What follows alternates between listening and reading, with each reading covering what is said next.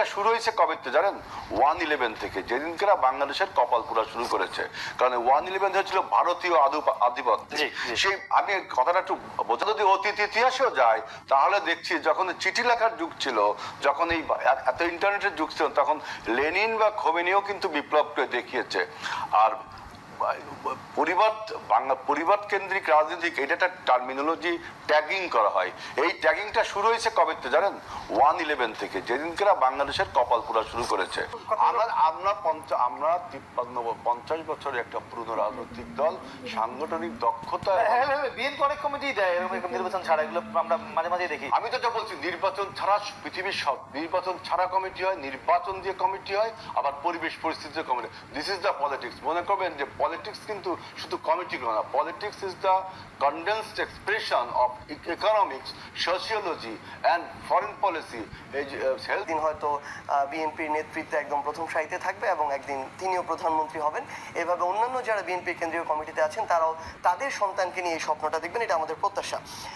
আরেকটা জিনিস হচ্ছে, তিনি যে কথাটা বলেছেন, আমি শিওর আমরা যদি সরাসরি এখন জনাব তারেক রহমানের সাথে কথা বলি, তিনিও এই কথাটি বলবেন না যে তিনি 17 জুলাইয়ের পর থেকে এই অভ্যুত্থানের নেতৃত্বের জায়গায় বা লিড করেছেন, সবাইকে কোঅর্ডিনেট করেছেন, এই কথা কখনো আসলে বলবেন না।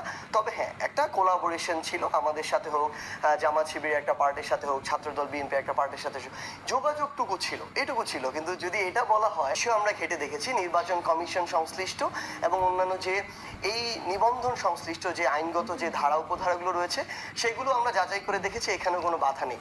তো আমাদের ফাইনালি মনে হয়েছে যে এই শাপলা এমন একটা জিনিস যেটা আমাদের জন্মের শুরু থেকে শেষ, গ্রাম থেকে শহর, প্রত্যেকটা জায়গায় আমাদের মানে একদম অঙ্গাঙ্গিভাবে কানেক্টেড। ছোটবেলায় যখন আমরা আঁকতে শিখেছি, আমরা কয়েকটা ডট দিয়ে শাপলা দিয়ে আঁকতে শিখেছি।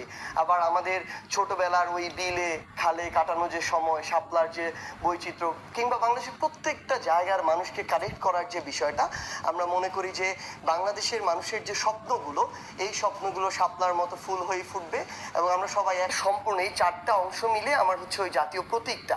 তাহলে জাতীয় প্রতীকের ক্ষেত্রে শাপলা যদি না হতে পারে, ধানের শীষে তো হতে পারে না।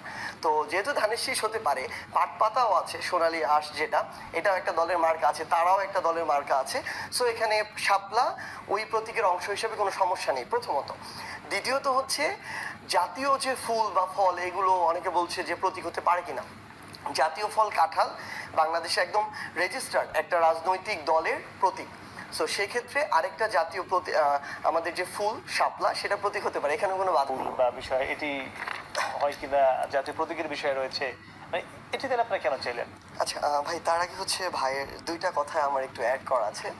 একটা কথা হচ্ছে যে বাংলাদেশের প্রধান যে দুইটি রাজনৈতিক দল ছিল বা আছে, আওয়ামী লীগ এবং বিএনপি, স্বাধীনতার উত্তর সময়ে দুইটা দলেই জাস্ট পরিবারের বাইরে আমরা এখন পর্যন্ত কিছু দেখিনি, আগামীতেও দেখবো কিনা জানি না।